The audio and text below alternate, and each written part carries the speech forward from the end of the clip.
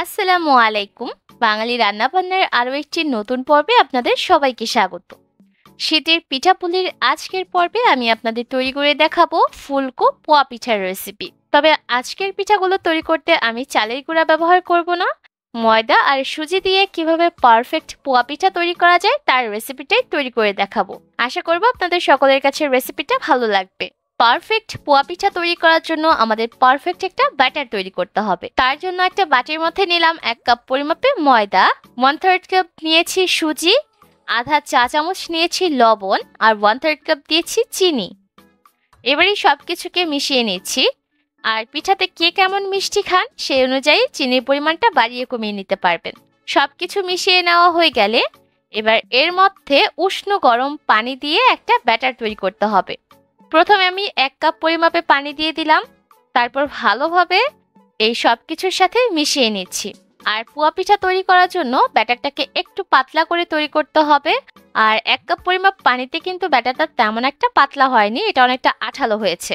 তবে এই পর্যায়ে এই মিশ্রণটাকে খুব ভালোভাবে মিশিয়ে নিতে হবে। যেহেতু আমরা মিশ্রণটার মধ্যে সুজি ব্যবহার করেছি, তাই যত ভালোভাবে মিশিয়ে নিতে পারবেন পিঠাগুলো তৈরি করার সময় ততটা পারফেক্ট হবে। যেহেতু মিশ্রণটার মধ্যে চিনি ব্যবহার করেছি, তাই ভালোভাবে প্রথমে সবকিছুকে মিশিয়ে নিতে হবে, কারণ চিনি থেকেও কিন্তু একটা পানি ছাড়বে। আর চিনি ভালোভাবে মিশে যাওয়ার পরও কিন্তু ব্যাটারটা পারফেক্ট ভাবে তৈরি হয়নি, তাই এই পর্যায়ে আমি এর মধ্যে অল্প অল্প করে পানি মিশাবো আর ব্যাটারটাকে ভালোভাবে একসাথে মিক্স করে নিব। তবে পানিটাকে কিন্তু এই পর্যায়ে একেবারে দিবেন না, তাহলে ব্যাটারটা একদম পাতলা হয়ে যেতে পারে। তাই এই পর্যায়ে অল্প অল্প করে পানি দিতে হবে আর ব্যাটারটাকে মিশিয়ে নিতে হবে। এই পর্যায়ে ব্যাটারটাকে একটু পাতলা করে তৈরি করতে হবে। যেহেতু ব্যাটারটার মধ্যে সুজি ব্যবহার করেছি, তাই মিশ্রণটা যখন আমরা একটু রেস্টে রাখবো তখন কিন্তু এই মিশ্রণটা একটু ঘন হয়ে যাবে। তাই তুলনামূলক একটু পাতলা করে ব্যাটারটা এখন তৈরি করতে হবে। আর এর মধ্যে কিন্তু ব্যাটারটা তৈরি করা হয়ে গেছে, আর এটা কিন্তু এই পর্যায়ে অনেকটা পাতলা রয়েছে। এবার এই ব্যাটারটাকে আমি 20 মিনিটের মতো একটা সাইডে ঢাকনা দিয়ে ঢেকে রেখে দিব।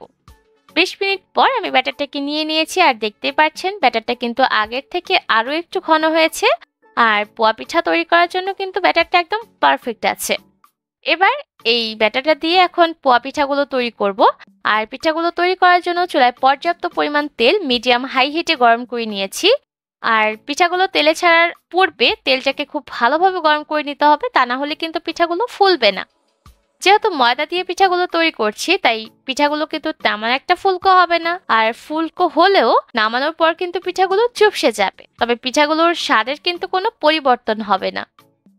আর পিঠাগুলোকে তেলে ছাড়ার সাথে সাথেই উল্টাতে যাবেন না। যখন নিচের সাইডটা একটু রং ধরবে তখন পিঠাগুলোকে উল্টে দিতে হবে। আর যখন পিঠাগুলো তেলের উপরে ভেসে উঠবে আর ফুলে উঠবে তখন চুলার আঁচটাকে কমিয়ে মিডিয়ামে করে দিতে হবে। আর মিডিয়াম করে দিয়ে ততক্ষণ ভাজতে হবে যতক্ষণ না পর্যন্ত পিঠার মধ্যে সুন্দর রং আসে আর পিঠাগুলো ভালোভাবে কুক হয়ে যায়। এর মধ্যে একটা পিঠা ভাজা হয়ে গেছে, এবার এই পিঠাটাকে চুলা থেকে নামিয়ে নিব। একইভাবে করে সবগুলো পিঠাই ভেজে নিব।